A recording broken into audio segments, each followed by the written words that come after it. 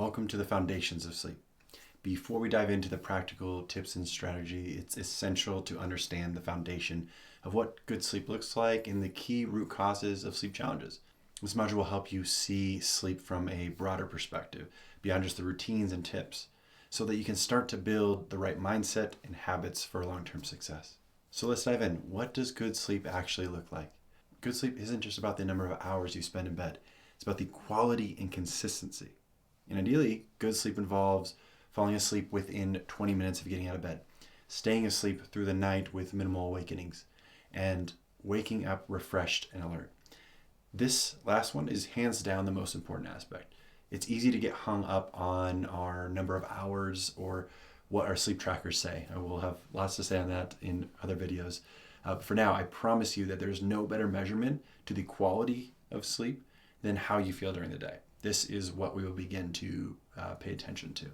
Another caveat is that good sleep is highly individual. Some people thrive on 6 hours while others need 9. The science says that people need somewhere between 7 and 9 hours, but this is just a guideline. There are plenty of people outside of this spectrum that live full and happy, healthy lives. So again, the key is to listen to your body and notice how you feel during the day.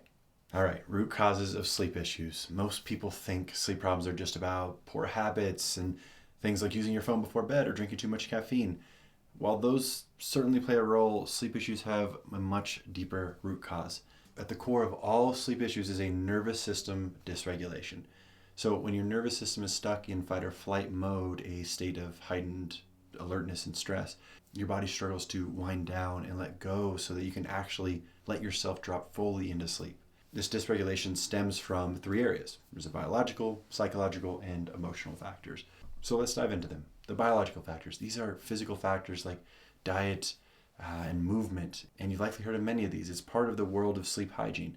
It's a term used for healthy practices that support sleep. So for example, a biological factor could be you're not getting enough natural light during the day, or your body isn't producing enough melatonin. So then your sleep-wake cycle can be thrown off. Addressing these biological factors can help calm your nervous system by creating a more supportive environment for sleep. Next is psychological factors. Our thoughts and beliefs can directly impact the nervous system. So if you're constantly worrying, overthinking, or replaying stressful scenarios in your head, your nervous system stays activated. It's about our relationship to sleep. Too many people feel fear and anxiety around going to bed. Another aspect is CBTI, cognitive behavioral therapy for insomnia. And that's one approach that can help address these patterns by shifting into negative sleep-related thoughts. So by working your mindset and addressing the overthinking, you can help bring yourself to a centered state around sleep. But we'll get into all of these and more in later videos. So the last factor is the emotional factor. Emotional stress is a major contributor to the nervous system dysregulation. Unresolved emotions like fear, sadness, or anger can keep your body stuck in a reactive state, making it hard to relax and fall asleep.